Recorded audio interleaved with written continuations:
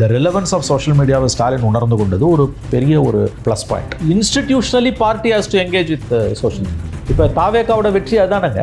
தோல்விகள்லேருந்து நீங்கள் பாடம் கற்றுக்கும் போது இது வந்து ரொம்ப டெலிகேட்டான ஒரு சுச்சுவேஷனில் இன்றைக்கி தமிழ்நாடு இருக்குது. ரெண்டு பெரிய கட்சிகளும் புதுசாக வந்த பிளேயர்கிட்ட தோற்றுருக்காங்க. GT Holidays. GT Holidays, South India's #1 travel brand. Medway Hospitals, ஆரோக்கியத்திற்கான சிறந்த வழி. Karthipuram, Coimbatore's 200-acre Dream Township Premium Plots. Social மீடியாவோட இம்பார்ட்டன்ஸை ஸ்டாலின் புரிந்து கொண்டது ஒரு ஆரோக்கியமான விஷயம். அவதூறு பேசுறது அல்லது வதந்தியை பேசுறதால கிசுகிசுவால காசிப்ஸால நீங்கள் வந்து வளர முடியாது. இந்த ப்ளஸ் பாயிண்ட் கூட எடப்பாடி கிட்ட இல்லை. ஸ்டாலின் வந்து சோஷியல் மீடியாவில் நம்ம எல்லாரும் என்கேஜ் பண்ணணும்னு பேசும்போது எடப்பாடி வந்து பேப்பரை பிடிச்சிட்டு நிற்கிறாரு. அப்போ உங்களுக்கு வந்து bouncing back is difficult. Social மீடியாவில் என்கேஜ் பண்ணுறது, ட்வீட் போடுறது, எக்ஸில் அல்லது இன்ஸ்டாவில் ரீல்ஸ் போடுறது அது கிடையாது. அது யார் வேணால் பண்ணலாம். The party has to engage with social media. அது குதிரை பேரன் அவர் சொல்கிறாரு. இந்த பர்டிகுலர் கேஸில் குதிரை பேரன்ற கருத்து ஒதுக்கி தள்ள முடியாது. விஜயோட அவங்களோட பேட் டைம் என்னன்னு கேட்டிங்கன்னா வந்து ஒரு 10 சீட்டு குறைஞ்சிருந்துன்னா ஹாயாக அவங்க வந்து எதிர்கட்சியாக உட்காந்துருக்கலாம். 10 சீட்டு கூட வந்துன்னா கம்ஃபர்டபுளாக ஆளுங்கட்சியாக இருக்கலாம். நடுப்புற போய் சிக்கிச்சு, விட்டுட்டும் போக முடியல, அடையவும் முடியல. அப்போ உடைக்கிற வேலையில் அவங்க இறங்கிக்கிட்டு இருக்காங்க. பதவி வேணும், மந்திரி ஆகணும், அவ்வளோதான். அதிமுகவுடைய நிலை ரொம்ப தடுமாறி போயிடுமோ? அவங்க வாக்கு வங்கி ஆல்ரெடி விஜய்க்கு போயிடுச்சுங்க. பெரிய அளவில் அவங்களோட வாக்கு வங்கியை அவர்கள் விஜயிடம் இழந்திருக்கிறார்கள். இன்றைக்கு எம்எல்ஏக்களையும் அவர் இழந்து கொண்டிருக்கிறார். இந்த ரெண்டு கட்சிகளில் பிரசாந்த் கிஷோர் 2 ஆண்டுகளுக்கு முன்பு சொன்னதான் நடந்துட்டு இருக்குது. 2 திராவிட கட்சிகளில் ஒரு கட்சியை விஜய் விழுங்குவார். இந்த கட்சியோட டிஸ்இன்டகிரேஷனில், சரிவில் விஜயோட தாவேக்கா வளரும்னு அவர் சொன்னார். அதான் இன்னைக்கு நடந்துட்டு.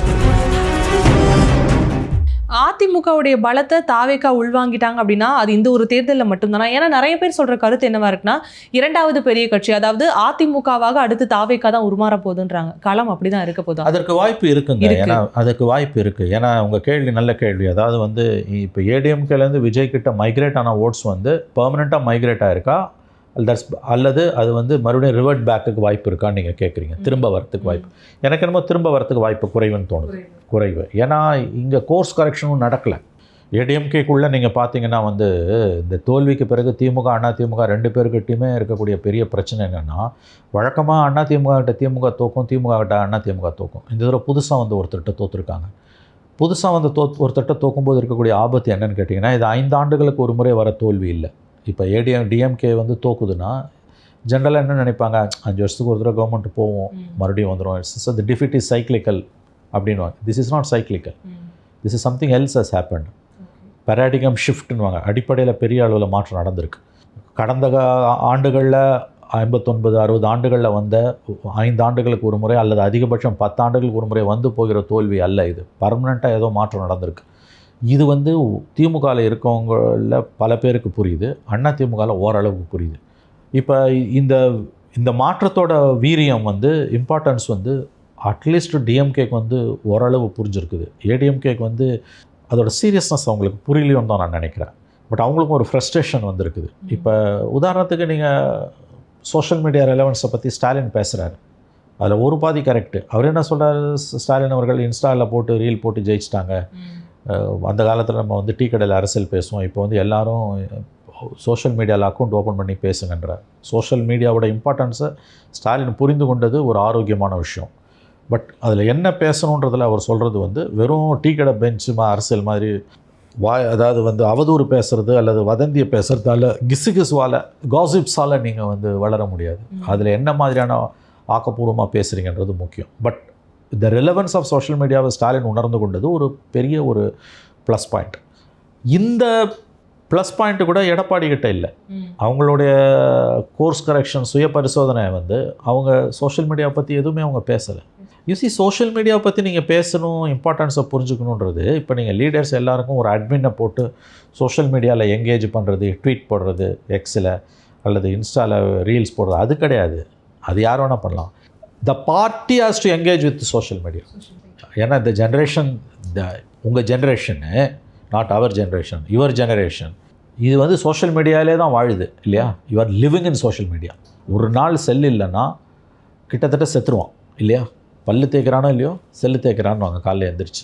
சகலமும் வந்து அங்கே தான் நடக்குது. Every thing is happening in mobile உங்களுக்கு வந்து. அப்போ அது நல்லது கெட்டதுலாம் ஒரு பக்கம் விடுங்க, அதுமாரி உங்களோட ஜட்ஜ்மெண்ட். அது சோஷியல் மீடியாவோட ரெலவன்ஸ் யாருக்கு புரியுதோ அவங்க தான் வந்து தோல்வி அடைஞ்ச பிறகு கோர்ஸ் கரெக்ஷன் பண்ணிக்கிறது ஈஸி. இன்ஃபேக்ட் எனக்கு ஒரு காங்கிரஸில் இருக்க ஒரு முக்கியமான தலைவர் சொன்னது, பிரசாந்த் கிஷோர் ராகுல் காந்திக்கு 2017-18 ஒரு அட்வைஸ் கொடுத்தார். அப்போ வந்து அவர் பிரசாந்த் கிஷோரை காங்கிரஸ் 2019 எலெக்ஷனுக்கு கன்சல்டண்ட்டாக போடுறது ஒரு முயற்சி நடந்தால் அதுக்கு பிறகு அது நடக்காமல் போச்சு.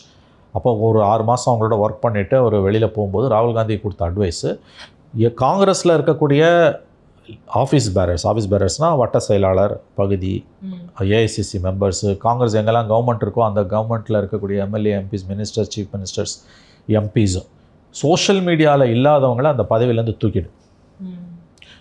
அவங்க வந்து ஆர்டினரி மெம்பராக இருந்துட்டு போகலாம் பார்ட்டியில், அது ஒன்றும் பிரச்சனை இல்லை.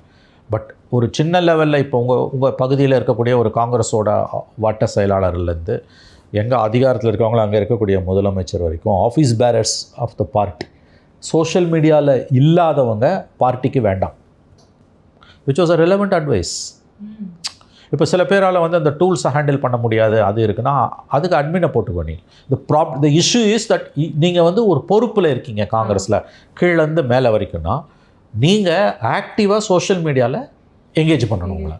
That is call party it self engaging with social media. இப்போ எடப்பாடி பழனிசாமியோ அல்லது வேலுமணியோ வந்து அட்மினை போட்டு இவங்க கருத்து சொல்கிறதுன்றது தட்ஸ் இர்ரெலவெண்ட்டு. அது யார் வேணால் பண்ணிட்டு போகலாம். அவங்களுக்கு institutionally party has to engage with social media. இப்போ தாவேக்காவோட வெற்றி அதானுங்க. அதில் வந்து அவங்க வந்து என்ன சொல்ல போனால் இப்போ டிஎம்கேல வந்து சில 100 கோடிகள் செலவு பண்ணி சோஷியல் மீடியா எங்கேஜ் பண்ணதை கிட்டத்தட்ட வந்து ப்ரோபோனோவா, அதாவது செலவு பண்ணாமல் தாவேக்காவில் பண்ணியிருக்காங்க. ஸோ அந்த ஆஸ்பெக்டில் வந்து கோர்ஸ் கரெக்ஷன்றது வந்து டிஎம்கேல ஓரளவு இருக்குது. ஸ்டாலின் அட்லீஸ்ட் பேசுகிறார், எடப்பாடி கிட்ட அது வரல. அப்போ ஏடிஎம்கேவோட ரீசரக்ஷனை பற்றி நீங்கள் கேட்கும்போது கேள்விக்கான பதில் இது தான். நீங்கள் அதை உணரலைன்னா இது வராது. அப்போ அந்த இடத்த மொள்ள ஏடிஎம்கே இடத்த அவர் பிடிச்சிட்டு இருக்காருங்க. அவர் தொடர்ந்து அவருடைய எல்லா மீட்டிங்லேயும் விஜய் என்ன சொன்னார், ஒன்று தாவேக்கா ஒன்று திமுகன்னார்ல, அதாங்க நடந்துகிட்டு இருக்கு. இப்போ தோல்விகள்லேருந்து நீங்கள் பாடம் கற்றுக்கும் போது இது வந்து ரொம்ப டெலிகேட்டான ஒரு சுச்சுவேஷனில் இன்றைக்கி தமிழ்நாடு இருக்குது. 2 பெரிய கட்சிகளும் புதுசாக வந்த பிளேயர்கிட்ட தோற்றுருக்காங்க. இது சைக்கிளிக்கல் டிஃபீட் கிடையாது. அடுத்த 5 வருஷம் பொறுத்து நீ வந்துடுவேன்றதுக்கு எந்த உத்தரவாதமும் கிடையாது. பெரிய அளவில் மாற்றம் கீழே நடந்திருக்கு. அந்த மாற்றத்தை யார் புரிஞ்சுக்கிறாங்களோ அவங்க தான் நிற்க முடியும். அதாவது வந்து those who adapt to changes they alone can survive. Survival of the fittestன்றது பலம் அது கிடையாது. One who can adapt to changes அவங்க தான் சர்வைவ் பண்ண முடியும். நீங்கள் சேஞ்சஸ்க்கு அடாப்ட் பண்ணலைன்னா you will be finished. So இந்த முறை தாவேக்காவோட வருகை, அதே நேரத்தில் ஏடிஎம்கே மொத்தமாக அழிஞ்சிடும் அப்படிலாம் நான் சொல்லலை. அது இருக்கும், பட் ரொம்ப இதுவாக இருக்கும், ரொம்ப டொசைலாக. இப்போ தேவகவுடா கட்சி ஒன்று கர்நாடகாவில் இருக்குது, அந்த மாதிரி ஒரு 3rd பிளேயராக அவங்க இருப்பாங்க. பலமிழந்து ஒரு ப்ரெசன்ஸ் இருக்கும், ஒரு 15% ஓட்டு இருக்கும். அந்த மாதிரி உங்களுக்கு இந்த 118 ஆஃப் மேஜிக் நம்பர் இருக்கு இல்லையா, which is basic number out of 234, simple majority 118. அது வந்து எனக்கு தெரிஞ்சு 3 பேருக்குமே அடுத்த ஒரு 15-20 வருஷத்துக்கு கிடைக்காது. ஏடிஎம்கேக்கு கண்டிப்பாக கிடைக்காது. ஏன்னா அந்த ஓட் பேங்க்கில் ஏற்பட்டிருக்க அந்த ஷிஃப்ட்ன்றது to me it's almost permanent. அது திரும்ப போகிறதுக்கு வாய்ப்பு இல்லை. ஏன்னா அவங்க சேஞ்சஸ்க்கு அடாப்ட் ஆக மாட்டேன்றாங்க. அது நான் சாபமாக சொல்லலை, என் விருப்பமாகவும் இல்லை. It's pure assessment. இது வந்து நான் அசஸ்மெண்ட்டாக தான் நான் சொல்கிறேன். நான் பார்க்கக்கூடிய ஏடிஎம்கே ஃப்ரெண்ட்ஸ் அவங்களுடைய பார்வைக்காக நான் சொல்கிறேன். Personally I have nothing against தம். இது வந்து ஒரு அசஸ்மெண்ட். ஏன்னா நீங்கள் சேஞ்சஸ்க்கு அடாப்ட் ஆக மறுக்கிறீங்க. அட்லீஸ்ட் திமுககாரன் சேஞ்சஸ் நடந்துக்கிட்டு இருக்குன்றதையாவது அவன் புரிஞ்சுக்கிறான். நீங்கள் உங்களுக்கு அந்த புரிதலும் இல்லை. இந்த உலகம் எங்கேயோ போயிட்டுருக்குது. உங்களுக்கு வந்து ஏஐ வந்த பிறகு உங்களுக்கு தெரியும், you know much better than all of us. தலைகீழாக போயிட்டுருக்குது எல்லாமே. உங்களுக்கு வந்து ஹியூமன் இன்டெலிஜென்ஸே அண்டர் சீஜ், அண்டர் கொஸ்டின் உங்களுக்கு வந்து. அப்படி இருக்கும்போது வந்து இந்த சேஞ்சஸை யார் ஒருத்தர் அடாப்ட் பண்ணுறாங்களோ அவங்க தான் நிற்க முடியும். அதுக்கான அறிகுறிகள் ஓரளவுக்கு திமுக கிட்ட தென்படுது, ஏடிஎம்கே கிட்ட தென்படலை. அதனால் அவங்களுடைய ரீசரக்ஷன் வந்து டிஃபிகல்ட் ஒன்றுன்றது என்னுடைய பார்வை. அவங்க சறுக்கியதற்கான காரணமும் அது அப்சல்யூட்லி அதுதாங்க காரணம். உங்களுக்கு புதுசாக ஒருத்தர் வந்து போயிட்டு உங்கள் காலு கீழே பூமி நழுவி போயிட்டுருக்குங்க. நீங்கள் உடனே அவனை கூத்தாடினீங்க, அவன் விசில் அடித்தான் குஞ்சுனீங்க, அவங்க வந்து 3% வாங்குவான், 8% வாங்குவான், இப்படிலாம் கதை அளந்தீங்க. நீங்கள் வந்து உண்மையை எதிர்கொள்ள நீங்கள் பயந்தீங்க, தவறுனீங்க. நீங்கள் உணரும்பொழுது உங்கள் தலைக்கு மேலே வெள்ளமாக போயிடுச்சு. அவங்க இன்னமும் பழங்கதையில் பேசிகிட்டு இருக்காங்க. இன்றைக்கி எல்லாரும் டிஜிட்டல் வேர்ல்டில் நகரும்போது அவங்க பிரிண்ட்டில் போய் நின்றுக்கிட்டு இருக்காங்க. நியூ பேப்பர்ஸை ரிலீஸ் பண்ணுறாங்க. those days are over. ஒரு பேப்பரை வச்சுட்டு அவங்க எல்லாருமே நிற்கிறாங்க. அது எனக்கு அந்த ஒரு விஷுவல் வந்து ரொம்ப, நான் அது என்னோடய பல பேட்டிகளில் சொன்னேன். அது வந்து நான் அதை குறைச்சி மதிப்பிடல. But you see the era of newspapers is almost over. Stalin வந்து சோஷியல் மீடியாவில் நம்ம எல்லோரும் எங்கேஜ் பண்ணணும்னு பேசும்போது எடப்பாடி வந்து பேப்பரை பிடிச்சிட்டு நிற்கிறாரு. அப்போ உங்களுக்கு வந்து bouncing back is difficult. TTV Dhinakaran அவர்கள் தொடர்ந்து இது வந்து தூய சக்தி எல்லாம் கிடையாது, துஷ்ட சக்தின்னு சொல்கிறதும், தாவேக்காவுடைய அரசாங்கம் இப்படி தான் இருக்க போகுதுன்னு மக்களிடையே ஒரு பேசு பொருளாகவே இப்போ உருமாறி இருக்குது சார். இல்லைங்க, உங்கள் கேள்வியில் தவறு இருக்குன்னு நான் நினைக்கிறேன் மேடம். அதாவது அவர் அரசியலில் இருக்கார். டிடிவி தினகரன் ஆக்டிவ் பாலிடிக்ஸில் இருக்கார். அவர் தோற்று இருக்கலாம், அவர் இந்த எலெக்ஷனில் நிற்கவே இல்லை. அவர் கட்சியிலேருந்து ஒருத்தர் வந்து எம்எல்ஏவாக இருக்கார். ஆனால் அவரும் தாவேக்காவில் இணைந்திருக்கார் இல்லையா? அவர் இன்னும் இணையில், அவர் இணைய போகிறாருன்னு சொல்கிறாங்க. அவரோட கட்சி அம்மா மக்கள் முன்னேற்ற கழகம் என்ற கட்சி வந்து என்டிஏ அலையன்ஸில் இருக்குது, ஏடிஎம்கே பிஜேபி அலையன்ஸில் இருக்குது. 10 பேர் நின்று ஒருத்தர் தான் ஜெயித்தாங்க. அந்த ஒருத்தர் வந்து விஜய்க்கு ஆதரவு கொடுக்குறதா சொன்னார், அப்புறம் கொடுக்கலன்னாரு, அப்புறம் கொடுக்குறேன்னாரு, இப்போ சேர்ந்துட்டேன்றாரு. என் கட்சியை வந்து உடைச்சி எடுக்கிறாங்கன்னு டிடிவி தினகரன் சொல்லக்கூடிய குற்றச்சாட்டு நியாயமான குற்றச்சாட்டு தான். அதில் அந்த குற்றச்சாட்டை அவ்வளோ சுலபமாக ஒதுக்கி தள்ள முடியாது. ஏன்னா அந்த பர்டிகுலர் எம்எல்ஏ முன்னுக்கு பின் முரணாக பேசினார். அவர் என்ன சொன்னார், நான் வந்து முதல்ல என்ன சொன்னார், என்னை வந்து தூக்கின்னு போயிட்டாங்க, என்னை மிரட்டி கடிதம் வாங்கினாங்கன்னாரு. அவங்க என்ன பண்ணாங்க, வீடியோ எடுத்து காமிச்சாங்க. வீடியோ எடுத்து அவங்க காமிக்கிறாங்கன்னா அவர்கிட்ட போய் எதுக்கு வந்து இவங்க கடிதத்தை வாங்குறதுக்கு போனாங்க? ஆள் பிடிக்கிற வேலையை இவங்க செஞ்சாங்க, அதில் எந்த சந்தேகமும் கிடையாது. அதனால் இப்போ அவர் என்ன சொல்கிறாரு, நான் வந்து கான்ஃபிடன்ஸ் மோஷன்லேயே அவர் வந்து முதலமைச்சர் விஜய் ஆதரித்து தான் ஓட்டு போட்டிருக்காரு. அவர் வந்து இப்போ வரக்கூடிய செய்திகள் அவர் அதிலே ஜாயின் பண்ண போகிறாருன்றாங்க அந்த கட்சியிலே. டிடிவி தினகரன் சொல்கிறது ஒதுக்கி தள்ள முடியாத ஒரு கருத்து. அவர் கட்சியில் ஒரு எம்எல்ஏ இருக்காங்க, அந்த ஒரு எம்எல்ஏவை இவங்க தூக்கிட்டாங்க. நான் வந்து அவரும் ராஜினாமா பண்ணிட்டு போயிருந்தா கூட வேறு மாதிரி இருந்திருக்கும். அவர் ராஜினாமா பண்ணாமல், ஏன்னா ஒரு உறுப்பினர் இருக்கிறதால வந்து கட்சி தாவல் தடை சட்டம் வந்து அவர் எடுக்கிறது தான் முடிவு. அதனால் அவர் அங்கே போகிறாருன்றது தான் இன்றைக்கு இருக்கக்கூடிய யதார்த்தம். அவர் டிடிவி தினகரனுடைய கருத்து வந்து ஒதுக்கி தள்ள முடியாத ஒரு கருத்து. அவர் பாதிக்கப்பட்டவர். ஏன்னா அவர் கட்சியில் 10 பேரில் ஒருத்தர் ஜெயிக்கிறாங்க, அந்த ஒருத்தர் அங்கே போகிறாரு. அது குதிரை பேரன்னு அவர் சொல்கிறாரு. அந்த பர்டிகுலர் கேஸில் குதிரை பேரன்ற கருத்து ஒதுக்கி தள்ள முடியாது. அவர் டிடிவி தினகரனை நம்ம இந்த விஷயத்தில் குறை சொல்ல முடியாது. அவர் பக்கம் நியாயம் இருக்குது என்று தான் நான் கருதுகிறேன். இசக்கி சுப்பையா அவர்கள் வந்து சொல்லியிருந்தாரு, எதிர்க்கட்சியாக இருக்கிற வரைக்குமே எங்களுடைய தொகுதி மக்களுக்கு எந்த ஒரு நல்லதும் எங்களால் செய்ய முடியல, அதனால தான் ராஜினாமா பண்ணி எங்களுடைய தொகுதி மக்களுக்காக தாவேக்காவில் இணைகிறோம்னு சொல்லியிருக்காங்க.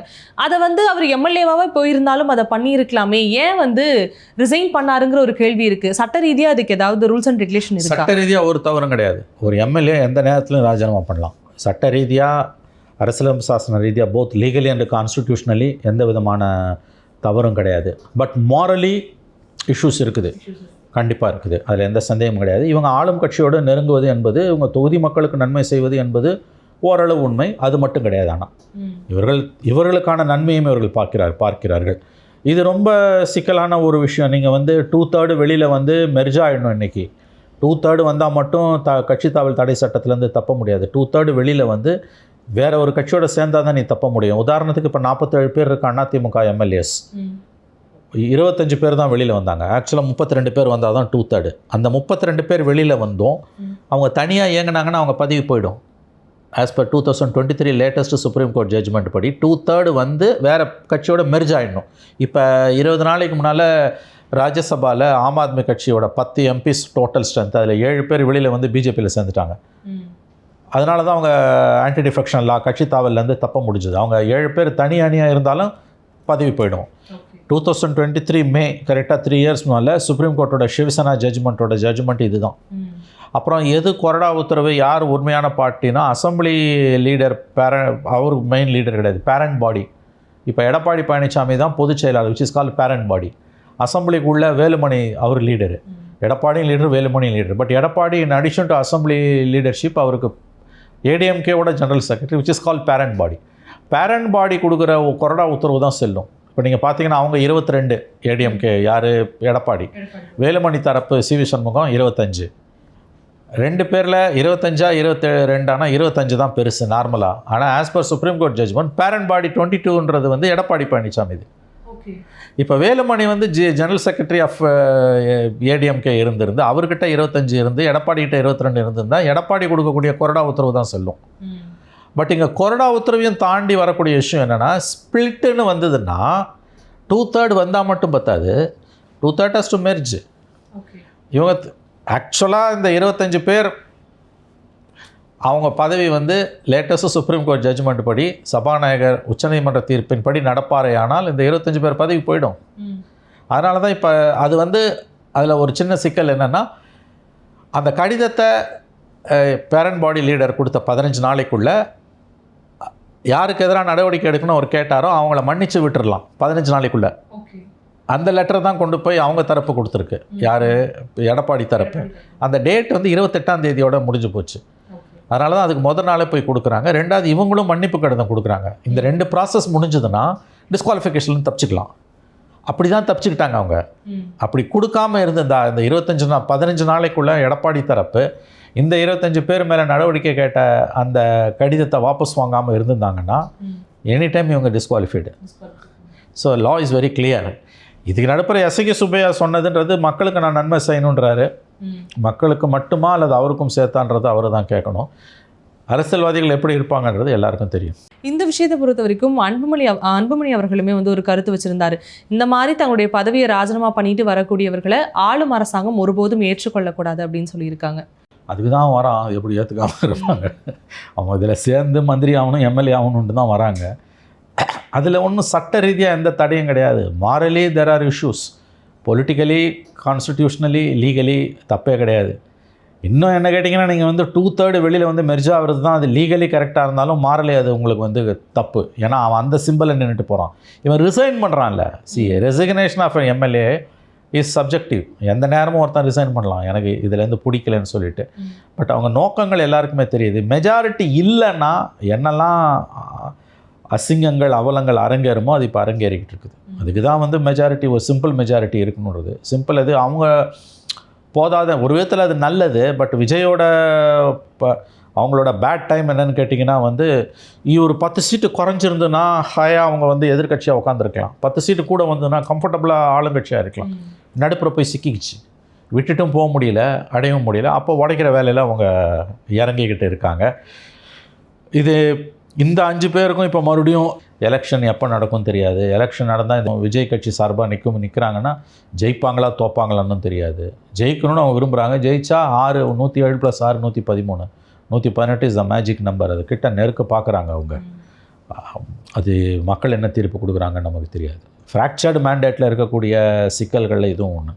ஓகே, இப்போ இந்த மாதிரியான ரிசைன் பண்ணிட்டு வரக்கூடிய எம்எல்ஏக்கு தாவேக்கா வந்து அந்த ரீஎலெக்ஷனில் கண்டிப்பாக வாய்ப்பு கொடுப்பாங்கன்னு பார்க்கலாம். அப்படி தான் கொடுப்பாங்க, கண்டிப்பாக கொடுப்பாங்க தான் நான் பார்க்குறேன். கொடுத்தாவணும், கொடுப்பாங்க. இல்லாட்டி அவன் என்ன ப்ராமிஸ் பண்ணி இது பண்ணாங்க. இல்லைனா அவங்க ப்ரெஸ் மீட் வச்சு சொல்லுவாங்க எங்களுக்கு வந்து கொடுக்குறேன்னு ஆசை காமிச்சாங்க, மோசம் பண்ணிட்டாங்கன்னுவாங்க. அந்த அசிங்கமும் அரங்கேறும். எல்லா அசிங்கமும் நடக்கும். இனிமேல் மேண்டேட் இல்லைன்னா இதெல்லாம் நடக்கும். இந்த ஒரு போட்டிக்கான ஒரு அவங்களுக்குள்ளே ஒரு ரேஸ் மாதிரி இருந்துகிட்டே இருக்கல. ஏன்னா சிவி சண்முகம் முதல்ல வந்து ஃப்ளோர் டெஸ்ட்டில் வந்து நாங்கள் ஆதரவு கொடுக்குறோம்னு சொன்னார். திடீர்னு எடப்பாடிக்கு ஆதரவாக போகிறாரு. இது ஒரு மாதிரி அவங்களே ஒரு முரண்பட்டு இருக்காங்களோ? ஒரு நிலையான ஒரு முரண்பாடு இல்லைங்க. பதவி வேணும், மந்திரி ஆகணும், அவ்வளோதான். அது அவ்வளோதான். இதில் இன்னும் பெரிய கம்பசூத்திரம் ஒன்றுமே கிடையாது. இவங்களுக்கு நம்பர்ஸ் வேணும். விஜய் தரப்புக்கு சிவி சண்முகம் தரப்புக்கு மந்திரி பதவி வேணும். ஏற்கனவே 5 வருஷம் மந்திரியாக இல்லை, அடுத்த 5 வருஷம் மந்திரி பதவி கிடையாது, இல்லைன்னா தாங்க முடியாது. ஆனால் அவங்க ஒரு தப்பு பண்ணிட்டாங்க. இந்த supreme court latest supreme court judgment which is a case law. ஏன்னா அதுக்கு பிறகு எந்த ஜட்ஜ்மெண்ட்டும் வரல. அதன்படி நம்ம பதவி போயிடும், நம்ம 2/3 இல்லை, கழுத்து மேலே தொங்குற கத்தின்றதே அவங்களுக்கு புரியல. அட்வைஸ் பண்ண ஆள் இல்லை. அதுதான் படித்தவங்க கூட இருக்கணுன்னுவாங்கல்ல, அது இல்லை. அதோட விளைவு தான் இன்றைக்கி வந்து 2 கட்டானா மாட்டிக்கிட்டாங்க. நாள் ஆக தான் அவங்களுக்கு அது தெரியுது. தெரியும் போது பதவி போயிடும்னும் பொழுது ஒரே ஆப்ஷன் ரிசைன் பண்ணிட்டு போகிறது. ரிசைன் பண்ணுறதுலையும் பயம் இருக்குது, ஒருவேளை ஜெயிக்க முடியாமல் போனால். அதனால தான் வந்து அவங்க நடுப்புற மாட்டிக்கிட்டாங்க, சிக்கிக்கிட்டாங்க. இன்றைக்கி அவங்க கிட்டத்தட்ட எல்லோரும் அங்கே போயிட்டாங்க. அவங்களுக்கு ஒரு 2 பேர் 4 பேர் இங்கே நிற்கிறாங்க, 2 பேர் திருசங்க சொர்க்கிறோம், 19 பேர் அவர்கிட்ட நிற்கிறாங்க. எடப்பாடி கிட்ட தான் நிற்கிறாங்க. இந்த ரவுண்டுலேயும் எடப்பாடி கை ஓங்கிடுச்சு. ஜெயலலிதா மரணத்துக்கு பிறகு எடப்பாடி கை தான் ஓங்கிக்கிட்டு இருக்குது. ஒவ்வொரு தடவையும் அவர் தான் ஜெயிச்சிட்டு இருக்காரு. அவர் கட்சியை விட்டு அவரால் நீக்கப்பட்டவங்க எங்கே போனாங்கனாலும் அவரை ஒன்றுமே அசைச்சு பார்க்க முடியல. கட்சியில் ஓபிஎஸ் போன்றவர்கள்லாம் வந்து திமுகவில் தான் சேர்ந்தாங்களே ஒழிய ஏடிஎம்கே அவர்கிட்டருந்து கைப்பற்ற முடியல. கடைசியாக வேலுமணி இவங்க சிவி சண்முகம் செஞ்ச முயற்சியும் தோல்வி அடைஞ்சு இன்றைக்கி எஸ்பி வேலுமணி உள்ளிட்டவர்களே எடப்பாடி கிட்ட சரண்டர் ஆகிட்டாங்க. எடப்பாடி கை ஓங்கி இருக்கிறது. அவர் வந்து எம்எல்ஏக்களை கட்டுப்பாட்டுக்குள் கொண்டு வந்து விட்டார். ஆனால் கட்சியை கொண்டு வந்துட்டாரான்னா அதுக்கு பதில் வேறு. இந்த சுச்சுவேஷன் எல்லாரும் தங்களுக்கு சாதகமாக எப்படி பயன்படுத்தி கொள்ளலாம் அப்படின்னு பார்க்கும்பொழுது அதிமுகவுடைய நிலை என்னவா இருக்கும்னு தோணுது சார். ஏன்னா எல்லா முதிர்ச்சி பெற்ற ஒரு அரசியல்வாதிகளும் அங்கேருந்து கிளம்பி வர அதிமுகவுடைய நிலை ரொம்ப தடுமாறி போயிடுமோ? அவங்க வாக்கு வங்கி ஆல்ரெடி விஜய்க்கு போயிடுச்சுங்க. பெரிய அளவில் அவங்களோட வாக்கு வங்கியை அவர்கள் விஜயிடம் இழந்திருக்கிறார்கள். இன்றைக்கு எம்எல்ஏக்களையும் அவர் இழந்து கொண்டிருக்கிறார். திமுக இந்த 2 கட்சிகளில் பிரசாந்த் கிஷோர் 2 ஆண்டுகளுக்கு முன்பு சொன்னது தான் நடந்துகிட்டு இருக்குது. 2 திராவிட கட்சிகளில் ஒரு கட்சியை விஜய் விழுங்குவார். அந்த கட்சியோட அதாவது டிஸ்ரப்ஷன்றது சின்ன வார்த்தை, அந்த கட்சியோட டிஸ்இன்டகிரேஷனில் சரிவில் விஜயோட தாவேக்கா வளரும்னு அவர் சொன்னார். அதான் இன்றைக்கி நடந்துகிட்ருக்கு. 2 திராவிட கட்சியில் ஒன்றை அவர் விழுங்குவார். You will swallow one of the Dravidian பார்ட்டிஸ்னா அவர் ஏடிஎம்கேவை இன்றைக்கி விழுங்கிட்டு இருக்கார். ஏடிஎம்கேவை தான் பெரிய அளவில் அவர் அஃபெக்ட் பண்ணியிருக்காரு. அது வரும் நாட்களில் எடப்பாடி வந்து கோர்ஸ் கரெக்ஷன் பண்ணலைன்னா இன்னும் அதிகப்படியாக எம்எல்ஏஸ் அவர்கிட்ட இருக்கிறது பிரச்சனை கிடையாதுங்க. அவருடைய வாக்கு வங்கி விஜய்கிட்ட போயிடுச்சு. ஏடிஎம்கேவோட வாக்கு வங்கி கணிசமான அளவு விஜய்கிட்ட போயிருக்கு. அதுதான் அவருடைய சிக்கல். அது வரும் நாட்களில் திரும்ப ஏடிஎம்கே கிட்ட போதா அல்லது இன்னும் கூடவே விஜய் கிட்ட போதான்றதான் நம்ம கவனிக்க வேண்டிய விஷயம். தொடர்ந்து சனாதானத்தை பற்றின ஒரு கலவையான விமர்சனங்கள் வந்த நிலையில் நடிகர் அர்ஜுன் அவர்கள் சனாதானத்தை பற்றின தன்னுடைய கருத்தை தெரிவிச்சிருக்காரு. இதை பற்றி உங்களுடைய நிலைப்பாடு என்னவா இருக்கு? இது ரொம்ப காம்ப்ளிகேட்டடான சப்ஜெக்ட்டுங்க. சனாதன தர்மத்தை பற்றி உதயநிதி ஸ்டாலின் அவர்கள் 2023 பேசின பேச்சுக்கு எதிராக இந்தியாவின் பல மாநிலங்களில் அவருக்கு எதிராக போடப்பட்ட வழக்குகள் இன்னமும் நிலுவையில் இருந்து கொண்டிருக்கின்றன. அந்த வழக்குகள் எல்லாவற்றையும் ஒரே மாநிலத்துக்கு மாற்ற வேண்டும் என்று உதயநிதி ஸ்டாலின் அவர்கள் போட்ட மனுக்கள் உச்சநீதிமன்றத்தில் இன்னமும் நிலுவையில் இருக்கின்றன. ஒரே ஒரு முறை கர்நாடகாவில் ஒரு இடத்துல போடப்பட்ட வழக்கில் மட்டும் ஒரு நேரில் ஆஜராகி நீதிமன்றத்தில் ஆஜராகிட்டு திரும்ப வந்திருக்காரு. இனிமேல் அவர் வந்து மறு உத்தரவு வரும் வரையில் இந்த வழக்குகளில் நேரில் ஆஜராக தேவையில்லைன்னு உச்சநீதிமன்றம் அவருக்கு வந்து விலக்கு கொடுத்துருக்கு. ஆனால் இன்னமும் அந்த வழக்குகளுக்கு தடை போடப்படலை. அந்த வழக்குகள் ரத்து செய்யப்படலை. 8-9 மாதங்களுக்கு முன்பு இந்த வழக்கு ஒரு முறை பல முறை உச்சநீதிமன்றத்தில் வந்தது. அப்போ ஒரு முறை வந்த பொழுது அன்றைய அந்த வழக்கை விசாரித்த உச்சநீதிமன்ற நீதிபதிகள் இது மாதிரியான விவகாரங்களில் அமைச்சர் பொறுப்பில் இருக்கக்கூடிய ஒருவர் கருத்து தெரிவிக்கும் போது உச்சபட்ச எச்சரிக்கை உணர்வுடன் பேச வேண்டும்னு அவருக்கு அறிவுரை சொல்லி இருக்கிறது. ஆங்கிலத்தில் சொல்கிறதுனா the Supreme Court has cautioned Udhayanidhi Stalin. இப்போ இந்த அசம்பிளிக்குள்ளே அவர் பேசினார்ல சனாதன தர்மத்தை ஒழிக்கணும்னு, இதை வந்து வெளியில் பேசினார்னா அவர் மேலே வழக்கு வரும். ஏன்னா அசம்பிளிக்குள்ளே பேசினா கேஸ் கிடையாது. அசம்பிளிக்குள்ளேயும் பார்லிமெண்ட்டுக்குள்ளேயும் ஒரு இம்யூனிட்டி இருக்குது, பேசுகிற உறுப்பினருக்கு. அவங்க எதை வேணால் பேசலாம். ஆனால் வெளியில் பேசினாங்கன்னா அவங்க மேலே கேஸ் வரும். இப்போ ஒரு நிறுவனத்தை பற்றி, ஒரு எக்ஸ் நிறுவனத்தை பற்றி, அந்த நிறுவனத்தோட நம்பகத்தன்மைக்கு குந்தகம் விளைவிக்கிற மாதிரி ஒரு தொழில் நிறுவனம் இருக்குன்னு வச்சுக்கோங்களேன். அந்த தொழில் நிறுவனத்தை பற்றி அசம்பிளிக்குள்ளேயோ பார்லிமெண்ட்டுக்குள்ளேயோ ஒரு எம்எல்ஏவோ எம்பியோ எதை வேணால் பேசலாம். அவங்க மேலே அந்த நிறுவனம் வந்து அவதூறு வழக்கு டெஃபமேஷன்லாம் போட முடியாது. ஏன்னா அதுதான் இம்யூனிட்டின்றது. ஆனால் அதையே அசம்பிளிக்கோ பார்லிமெண்ட்டுக்கோ வெளியில் வந்து பேசினா கேஸ் போடலாம். நீங்கள் இந்த சனாதன தர்மத்தை பற்றின விஷயத்தில் வந்து உதயநிதி ஸ்டாலின் அசம்பிளிக்கு வெளியில் பேசியிருந்தாருன்னா அவர் மீது மீண்டும் வழக்குகள் பாயும். அதனால தான் அவர் அசம்பிளிக்கு உள்ளே பேசினார். மொத்தத்தில் இது தேவையில்லாத விஷயங்க. எவ்வளோ நாட்டில் எவ்வளோ முக்கியமான விஷயங்கள் இருக்கும்போது இதை பேசுகிறத உதயநிதி ஸ்டாலின் தவிர்த்திருக்கலாம். இது அவருக்கு எதிராக உச்சநீதிமன்றத்தில் இருக்கக்கூடிய வழக்குகளின் போக்கை மாற்றக்கூடிய ஆபத்து கொண்டது. அவருக்கு யார் அட்வைஸ் பண்ணாங்கன்னு எனக்கு தெரியல. அதாவது உண்மையிலேயே உதயநிதி ஸ்டாலின் மேலே அக்கறை உள்ள திமுகவில் இருக்கக்கூடிய வழக்கறிஞர்கள், திமுகவில் யாராவது மூத்தவர்கள் இருப்பார்களே ஆனால் இதை நீங்கள் பேசியிருக்கக்கூடாதுன்னு உதயநிதி ஸ்டாலினுக்கு அட்வைஸ் பண்ணியிருப்பாங்க. ஏன்னா அவருக்கு எதிரான உச்சநீதிமன்றத்தில் இருக்கக்கூடிய வழக்குகள் இன்னமும் நிலுவையில் இருக்கின்றன. இன்னொன்று சுப்ரீம் கோர்ட் ஜட்ஜஸ் வந்து அவங்களும் உங்களையும் என்னை மாதிரி ஹியூமன் பீயிங்ஸ் தான். அவங்க வந்து பேப்பர் படிப்பாங்க. அதுவும் இந்த உதயநிதி ஸ்டாலினோட இந்த ஸ்பீச்சை நேஷ்னல் மீடியா பெருசாக்கி ஒரு 2-3 நாள் அதை வச்சு வண்டியை ஓட்டினாங்க, பார்த்துருப்பீங்க நீங்கள். அப்போ ஜட்ஜஸ் அதையும் பார்ப்பாங்க. சோஷியல் மீடியாவில் அது பெரிய அளவில் விவாதிக்கப்பட்டது, மெயின் ஸ்ட்ரீம் மீடியாவில் விவாதிக்கப்பட்டது. 3 வருஷமாக இவர் இதையே பேசின்னு இருக்காருன்றது உச்சநீதிமன்றத்துக்கு ஜட்ஜஸ்க்கு தெரியும். எந்த ஜட்ஜு முன்னால் அந்த கேஸ் வந்தாலும் judges are also influence by public opinion. அப்போ பெரும்பாலான ஜட்ஜஸ் வந்து சுப்ரீம் கோர்ட்டில் வந்து எத்தகைய தன்மை கொண்டவர்கள், எத்தகைய மனநிலை கொண்டவர்கள்ன்றது உங்களுக்கு தெரியும். அப்படி இருக்கும்போது எதுக்காக உதயநிதி இதை பேசினார்னு எனக்கு புரியல. இது ஒரு 100% அன்வான்ட் டாக். அந்த சனாதன தர்மன்ற சப்ஜெக்ட் வந்து வட இந்தியாவில் அதற்கான அர்த்தம் வேறு, தமிழ்நாட்டில் அதுக்கு அர்த்தம் வேறு. நீங்கள் தேவையில்லாத விஷயங்களை பேசி மக்களோட நேரத்தை வீணாக்குறீங்க. மக்களோட வாழ்வாதார பிரச்சனைகள் 1000 இருக்குது. இந்த பிரச்சனையை பற்றி அவர் பேசி சுப்ரீம் கோர்ட்டில் திரும்பவும் சொல்கிறேன், அவருக்கு எதிரான வழக்குகள் 5-6 மாநிலங்கள் அவருக்கு எதிராக கேஸ் போட்டிருக்காங்கங்க. உதாரணத்துக்கு நான் சொல்கிறேங்க, ஜம்மு காஷ்மீரில் ஒருத்தர் உதயநிதி ஸ்டாலினுக்கு எதிராக கேஸ் போட்டிருக்காரு ஜம்முவில். அந்த பெட்டிஷனர் வந்து சுப்ரீம் கோர்ட்டில் நிற்கிறாரு. அதாவது இவருக்கு எதிரான வழக்குகளை ஒரே நீதிமன்றத்துக்கு மாற்றக்கூடாதுன்னு அவர் நிற்கிறாரு. அவர் என்ன சொல்கிறாரு, நான் என்னோடய மனசு புண்பட்டுருக்குது, நான் என் ஊரில் தான் கேஸ் போட முடியும், அவருக்கு வசதி இல்லைன்னா நான் எதுக்கு சென்னையில் போய் அப்பீர் ஆகணுன்றாரு. அந்த ஆர்குமெண்ட்டை பற்றி பேசும்போது 2 ஜட்ஜஸில் ஒரு ஜட்ஜஸ் சொல்கிறாங்க, இது நியாயமான வாதம் தான், நாங்கள் தீர்ப்பு சொல்லலை, பட் இந்த வாதத்தில் இருக்க நியாயத்தை நாங்கள் ஒதுக்கி தள்ள முடியாது. விச் இஸ், ஒரு மாநிலத்தில் இப்போ ஜம்முவில் இருக்கக்கூடிய ஒரு மனுதாரர் வந்து உதயநிதி ஸ்டாலினோட ஸ்பீச் வந்து என்னுடைய உணர்வுகளை பாதிச்சிருச்சுன்னு கேஸ் போடுறாருன்னா, உதயநிதி தான் ஜம்முவில் வந்து அந்த கேஸை எதிர்கொள்ளணுமே தவிர ஜம்முவில் இருக்கவர் எதுக்கு போய் சென்னையில் போய் நிற்கணும் அப்படின்ற வாதத்தை ஜட்ஜஸே கேட்குறாங்க. தீர்ப்பு ஒன்றும் சொல்லலை, இதெல்லாம் நம்ம ஆராயணுன்றாங்க. ஒரே ஒரு இடம் கர்நாடகாவில் மட்டும் ஒரு கோர்ட்டுக்கு போயிட்டு வந்தாருங்க. இது எவ்வளோ சிக்கல் தெரியுமா? நம்ம சட்டத்தில் இருக்க பெரிய பிரச்சனை, எங்கேருந்து வேணால் யார் மேலே வேணால் கேஸை போடலாம். கவுஹாட்டியில் ஒரு கேஸு, ஜம்முவில் ஒரு கேஸு, சென்னையில் ஒரு கேஸு, கல்கட்டாவில் ஒரு கேஸு, பாம்பேயில் ஒரு கேஸு, ஒடிசாவில் ஒரு கேஸு. 10 ஸ்டேட்டில் போட்டான்னு வச்சுங்க. 10 ஸ்டேட்டில் போட்டதை எல்லாத்தையும் ஒன்றா கிளப் பண்ணி நீங்கள் கேட்கும்போது கிளப் பண்ணலாம், பண்ணாமலும் போகலன்னா நீ ஒவ்வொரு தடவையும் அங்கே கோர்ட்டுக்கு போயிட்டு வரணும். இதெல்லாம் வந்து எவ்வளோ சீரியஸான இஷ்யூ. இந்த சனாதன தர்மன்றது வந்து ரொம்ப சென்சிட்டிவான ஒரு இஷ்யூ. வட இந்தியா பூரா இன்றைக்கி ஹிந்துத்துவ ஆலை வீசிக்கிட்டு இருக்குது. ஒரு பாலிட்டிஷியனாக அதை வாக்குவங்கி அரசியல் இருக்கக்கூடிய ஒரு அரசியல்வாதி பேச துணியாத ஒரு விஷயம். அதை அவர் சர்வசாதாரணமாக உதயநிதி பேசினார். இப்போ மறுபடியும் அசம்பிளிக்குள்ளே போய் பேசுகிறாரு. கேஸ் வராது, பட் அந்த கேஸில் வந்து ஆர்டர்ஸை வந்து இன்ஃப்ளூயன்ஸ் பண்ணுற மாதிரியான பேச்சு, இது அஃபெக்ட் பண்ணுற பேச்சு. அர்ஜுன் என்ன சொன்னார் இதை பற்றி பேசும்போது? சனாதனம் அப்படிங்கிறது மதம் சார்ந்த ஒரு விஷயம் கிடையாது, அது வாழ்வியலோடு இணைந்த ஒரு விஷயம். அது அவரோட இன்டர்பிரிட்டேஷன். அது வந்து ஒரு அகடமிக் டிஸ்கஷனில் நீங்கள் போகலாமே ஒழிய அதை பொது பிரச்சனையாக கொண்டு வந்து வச்சிங்கன்னா தேவையில்லாத சிக்கல். நான் let us not touch these issues. அது ஒவ்வொரு மதத்துலேயும் அந்த மாதிரியான சில ஹோலி இஷ்யூஸ் இருக்கும். மக்களை பாதிக்கக்கூடிய விஷயம் 1000 இருக்குங்க. அதை தொடாமல் அதிலேருந்து கடந்த அரசியல்வாதிகள் போகிறதுக்கு இப்படிப்பட்ட பிரச்சனைகளை இவர்கள் பேசுகிறார்கள். இது தவிர்க்கப்பட்டிருக்க வேண்டும். இந்த எதிர்பாராததை எதிர்பாருங்கள் அப்படின்னுவாங்கல்ல, அந்த மாதிரியான ஒரு நிகழ்வு தான் வந்து இப்போதைக்கு அரசியல் களத்தில் நடந்துட்டு இருக்கு. என்ன நடக்க போகுதுன்னு தெரியாத மாதிரி நிகழ்வுகள் நடக்குது. பொறுத்திருந்து பார்ப்போம் இனியும் அரசியல் களத்தில் என்ன மாதிரியான விஷயங்கள் நடக்குது அப்படிங்கிறத. இத்தனை நேரம் உங்களுடைய அரசியல் தொடர்பான கருத்துக்களை என்னோட பகிர்ந்துருக்கீங்க, அதற்கு ரொம்ப நன்றி சார். நன்றி மேடம். நன்றி. VGT Holidays, GT Holidays, South India's #1 travel brand. Medway Hospitals, ஆரோக்கியத்திற்கான சிறந்த வழி.